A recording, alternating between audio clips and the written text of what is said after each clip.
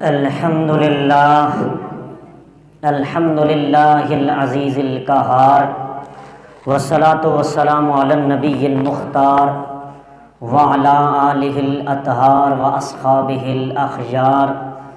اما بعد فاعوذ باللہ من الشیطان الرجیم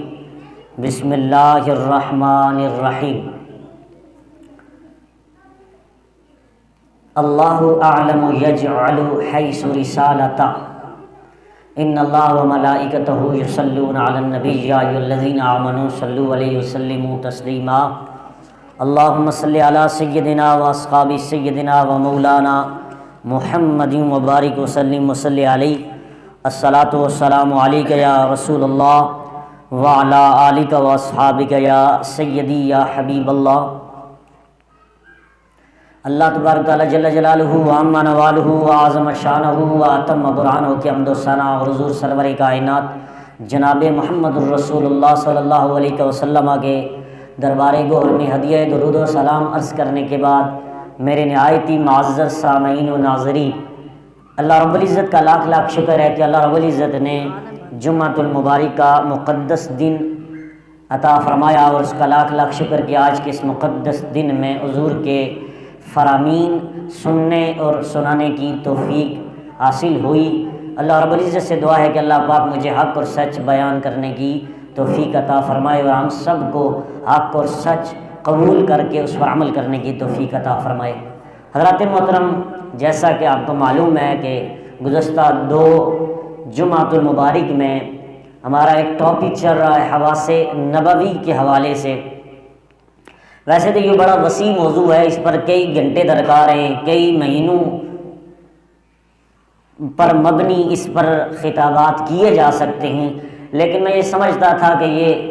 قوت خامسہ کے حوالے سے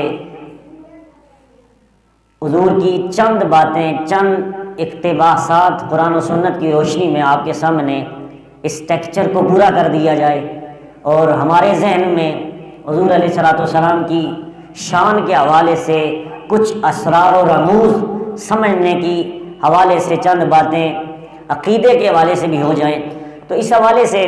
آج ہمارا تیسرا جمعہ، اس پر اختتامی میں کوشش کرتا ہوں کہ آج اختتام ہو جائے، کیونکہ اگلا جو جمعہ آ رہا ہے اس میں تو وہ مہینہ ہمیں نصیب ہونے لگا ہے کہ جس مہینے کے اندر ایسی ذات آئی کہ جس ذات کے وسیلے سے ہی تو 11 مہینے اللہ رب العزت نے عطا کیے ہیں، لہذا وہ مقدس مہینہ جس میں بہار ہی بہار ہے، ربیع الاول یعنی پہلی بہار، تو جس میں بہار ہی بہار آ جائے اس میں پھر موسم ہی نہیں چینج ہوتا، بلکہ اندر کی دنیا کے اندر بھی ایک نکھار پیدا ہو جاتا ہے۔ تو اس حوالے سے آج میں حضور علیہ الصلوۃ والسلام کے دیکھنے کے حوالے سے تیسری حدیث آپ کی نظر کرتے ہوئے میں انشاءاللہ اپنا موضوع آگے لے کر چلتا ہوں۔ حضرت ماعز بن مالک یہ وہ صحابی ہیں کہ مسلم شریف کی جلد 1 صفحہ نمبر 68 پر حدیث موجود ہے کہ ان کو اللہ رب العزت نے گناہوں سے کیسا پاک کیا کہ ان سے ایک گناہ سرزد ہو گیا، اور میرے نبی کی بارگاہ میں آتے ہیں اور عرض کرتے ہیں یا رسول اللہ، میں بغیر اپنا جرم چھپائے آپ کے سامنے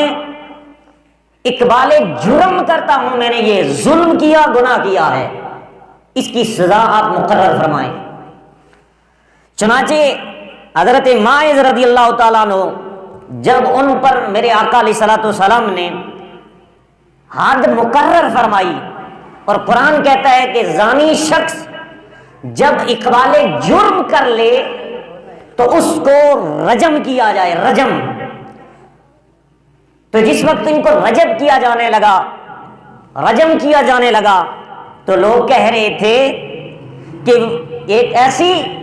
موت مر گئے ہیں حضرت معاذ بن مالک کہ ان کو چاہیے تھا کہ اپنا جرم چھپائے رکھتے، اپنا گناہ آقا کے سامنے بیان نہ کرتے، لیکن یاد رکھیے میرے آقا وہ ہیں، قرآن کہتا ہے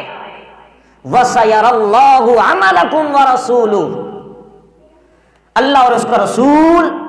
تمہارے اعمال کو دیکھتا ہے. کیا کرتا ہے؟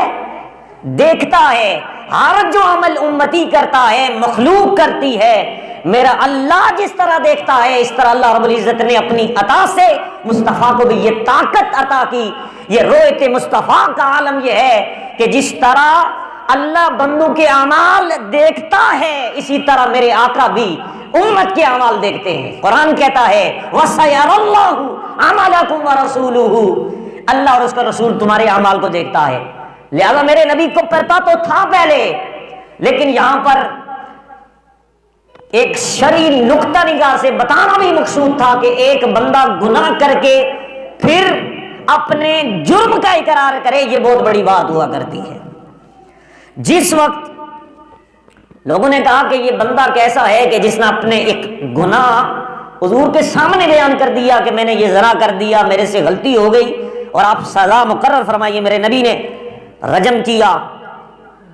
تو یہ چھپائے رکھتے.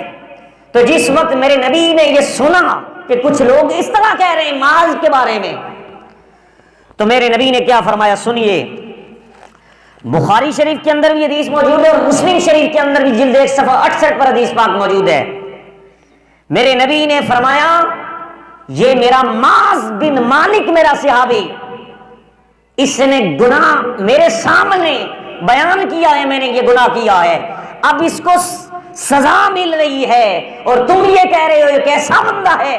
خود ہی اس مصیبت میں پڑ گیا کہ اب اس کو سنسار کیا جا رہا ہے. تو میرے نبی نے فرمایا کہ یہ معاذ گناہوں سے اس طرح پاک ہو گیا ہے. اب ایک اور نقطہ دیتا چلوں. جس وقت یہ میرے نبی کے پاس آئے تو کہنے لگے طاہرنی یا رسول اللہ، یا رسول اللہ آپ مجھے پاک کیجئے. اب مجھے بتائیے پاک کرنا اللہ کی شان ہے؟ اگر اللہ کی شان کے علاوہ ہم یہ عقیدہ رکھیں کہ کوئی اور بھی ہمیں پاک کرنے والا ہے تو یہ تو دوسروں کے عقیدے کے مطابق یہ از خود شرک ہے کہ اللہ کے سوا کوئی پاک نہیں کر سکتا. لیکن میرے اور تیرے نبی کی شان یہ ہے کہ اللہ رب العزت نے میرے نبی کو وہ کمال عطا کیا ہے کہ میرا اللہ بھی پاک کرتا ہے، اللہ کی عطا سے مصطفیٰ بھی پاک کرتے ہیں. اور صحابی کا عقیدہ اس بات کی بین دلیل ہے کہ اہل سنت والجماعت کو جو عقیدہ آج ملا ہے یہ 1400 سال پہلے صحابہ کا ہوا کرتا تھا. میرے نبی کے صحابہ کبھی گناہ کرتے تو کرتے فاغفر فدا اللہ کما بقینا. بخاری کے اندر حدیث موجود ہے، عامر بن عقبہ صحابی رسول ہیں، میرے نبی کی بارگاہ میں عرض کرتے ہیں یا رسول اللہ آپ ہمارے گناہ بخش دیجئے. کہیں تو صحابی آ کر عرض کرتے ہیں طاہر نہیں ماعز بن والد کی طرح، یا رسول اللہ آپ مجھے گناہوں سے پاک کر دیجئے. اب پاک کیسے کیا؟ اور یاد رکھیے جب بندہ پاک ہو جائے اس کے بعد اس کے بارے میں یہ کہنا یہ گناہگار ہے، یہ از خود یہ گناہ ہے. کیونکہ کیا پتا جس کو ہم گناہگار کہہ رہے ہوں وہ کہیں رات کے اندھیرے میں رب کو منا بیٹھا ہو اور اللہ کا ولی اور مقرب بن چکا ہو، اور اب بھی ہم اس کے بارے میں یہ کہہ رہے ہیں یہ گناہ ہے. لہذا یاد رکھیے بندے کے گناہ سے نفرت کی جائے، بندے سے نہ کی جائے. ہم بندے سے نفرت کرنا شروع ہو جاتے ہیں اور انتقام لینا شروع ہو جاتے ہیں، جبکہ شریعت میں گناہ سے نفرت کی جائے، بندے سے نہ کی جائے. حضرات محترم، جس وقت حضرت معاذ بن مالک کو رجم کیا گیا تو میرے نبی نے فرمایا کہ اس محض نے اس طرح توبہ کی ہے اور اپنے جرم کا اقرار کر لیا اور سزا لے کر اب یہ جنت کے ایسے مقام پر پہنچ چکا ہے. میرے نبی نے فرمایا الآن یغتمسو فی انہار الجنہ، فرمایا اب جنت کی نہروں میں یہ معاذ غوطے لگا رہا ہے. اور اس حد تک میرے نبی کا مشاہدہ ہے کہ میرے نبی ابھی ایک صحابی اس کی ڈیتھ ہوئی، رجم کی صورت میں سزا بھی مقرر کی گئی، اور اقبال جرم کی وجہ سے صحابی رسول جس وقت ان کا انتقال ہوا اس انداز میں ان کا وصال ہوا کہ ان کو رجم کیا گیا، سنسار کیا گیا. تو جب ان کی ڈیتھ ہوئی تو میرے نبی اس بندے کی ڈیڈ باڈی سامنے موجود ہے، لیکن میرے نبی صحابہ کو کہتے ہیں تم جس بندے کے بارے